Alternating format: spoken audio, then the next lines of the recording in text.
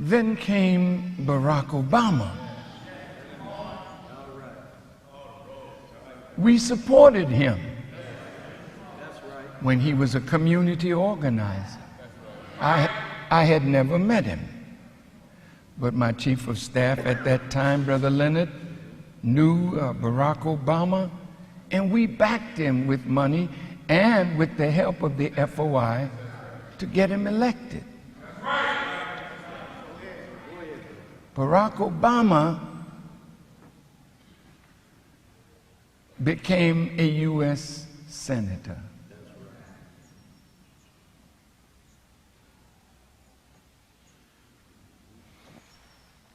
This part of the story I will leave for another time.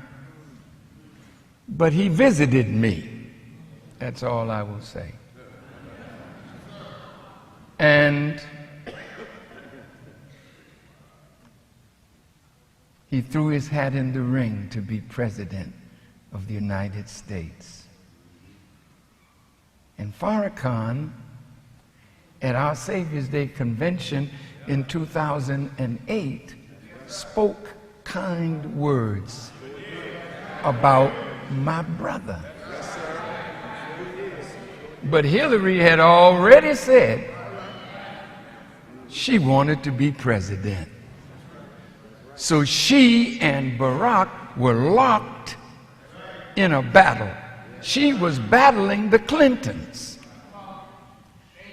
So when there was a kind of a debate with NBC's star reporter Tim Russert, my name came up.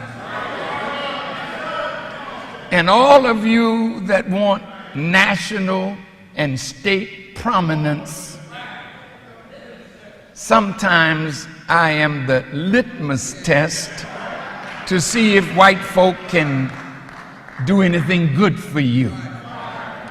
And some of you are so weak and so cowardly that your desires mean more than the integrity of your being. Senator Obama, one of the things in a campaign is that you have to react to unexpected developments. On Sunday, the headline in your hometown paper, Chicago Tribune, Louis Farrakhan backs Obama for president at Nation of Islam convention in Chicago. Do you accept the support of Louis Farrakhan? You know, I have been very clear in my denunciation of Minister Farrakhan's anti-Semitic comments. I think they are unacceptable and reprehensible. I did not solicit this support. He expressed pride in an African American who seems to be bringing the country together. I obviously can't censor him, but it is not support that I sought, and we're not doing anything, I assure you, formally or informally with Minister Farrakhan. Do you reject his support? Well, Tim, you know, I can't say to somebody that he can't say that he thinks I'm a good guy. You know, I have been very clear in my denunciations of him and his past statements, and I think that indicates to the American people what my stance is on those comments. The problem some voters may have is, as you know, Reverend Farrakhan called Judaism gutter religion. Tim, I think I am very familiar with his record, as are the American people. That's why I have consistently denounced it. This is not something new. This is something that I live in Chicago. He lives in Chicago. I've been very clear in terms of me believing that what he has said is reprehensible and inappropriate, and I have consistently distanced myself from him. The title of one of your books, Audacity of Hope, you acknowledge you got from a sermon from Reverend Jeremiah Wright, the head of the Trinity United Church. He said that Louis Farrakhan epitomizes greatness. He said that he went to Libya in 1984 with Louis Farrakhan to visit with Muammar Gaddafi, and that when your political opponents found out about that, quote, your Jewish support would dry up quicker than a snowball in hell.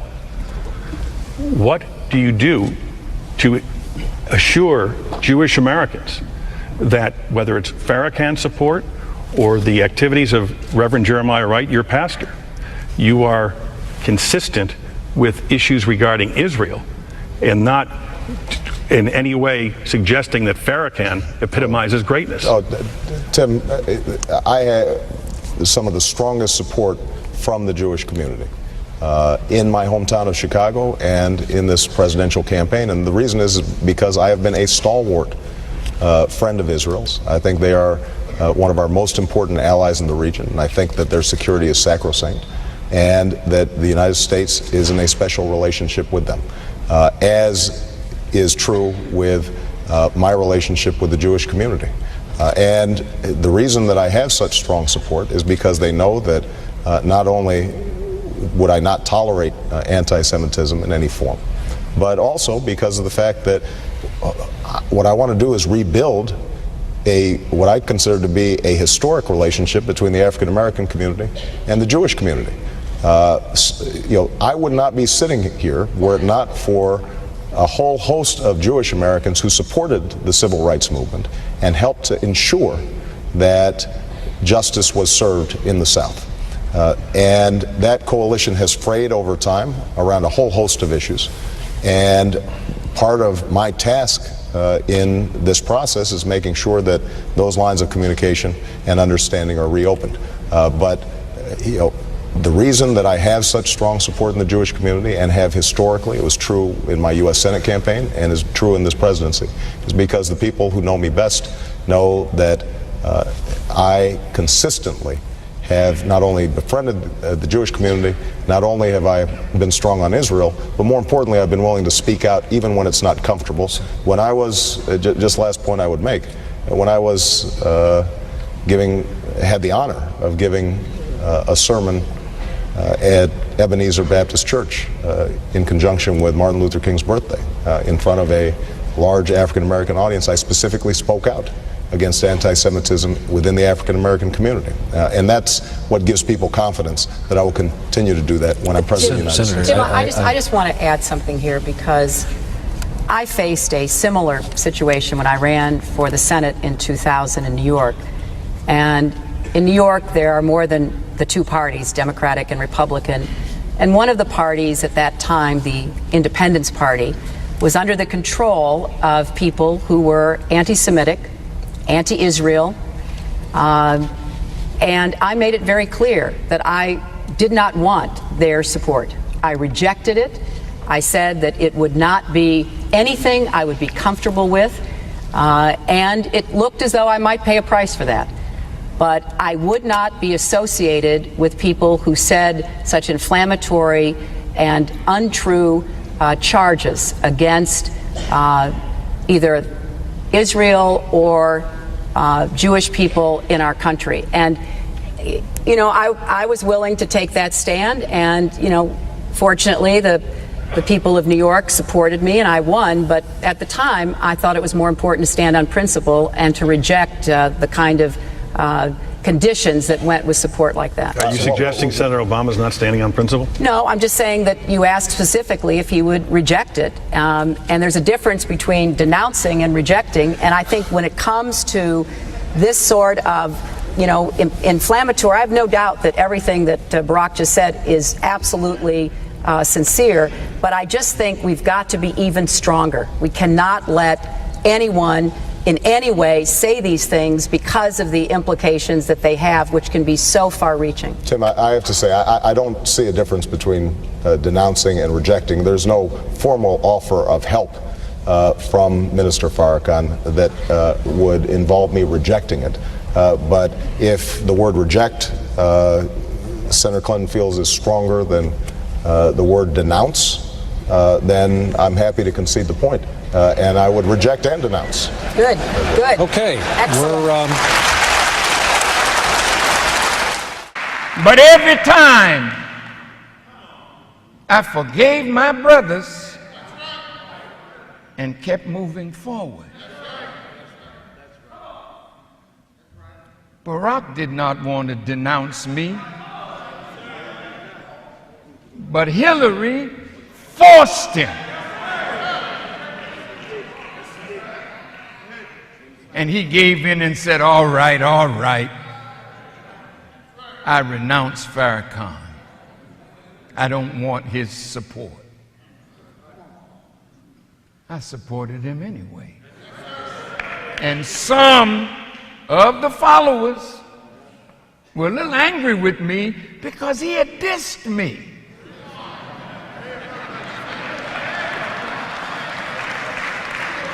But it's not personal. What's the bigger picture? What's in the best interest of our people?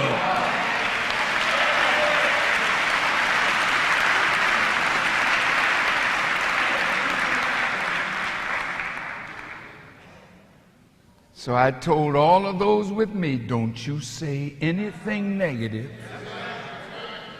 about Barack Obama. And they followed my lead and instruction. Barack got elected, and me and my wife, 5 o'clock in the morning, around the corner from the National House, we went out and voted for our brother. I was very proud of him. This man is probably one of the most beautiful human beings inside, but there's a little tinge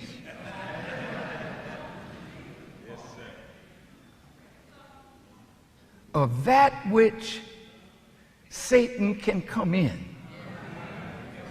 See, and most of you don't realize how clever Satan is when you show signs of compromise of who you are. So, the bigger picture is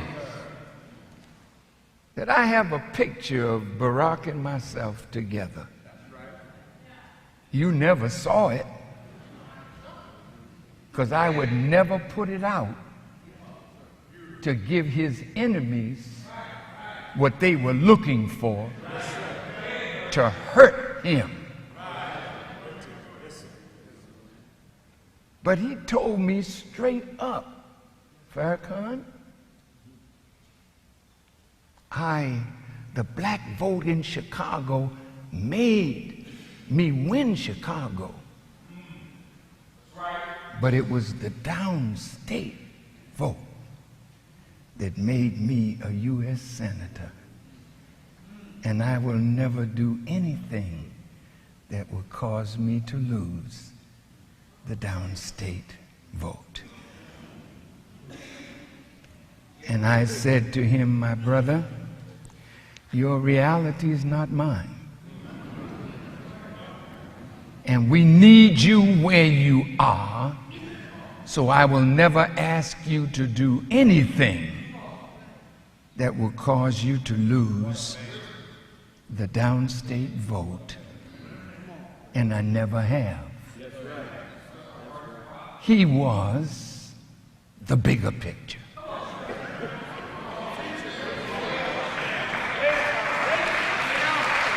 Now, if in your small mind and heart you are envious because God allowed him to be right now the most popular black human being that has ever walked among us in America. No leader has outshined Barack Obama in the hearts of the people. I'm not trying to compete with that. I know who I am. No.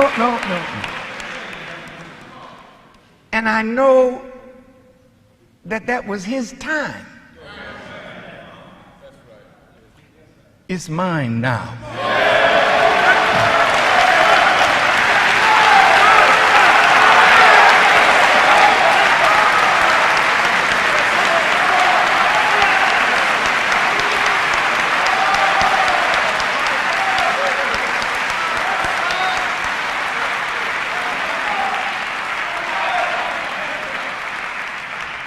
So the bigger picture is not Hillary Clinton. The bigger picture is not Donald Trump. The bigger picture is the black masses of America and the American people whose lives are at stake.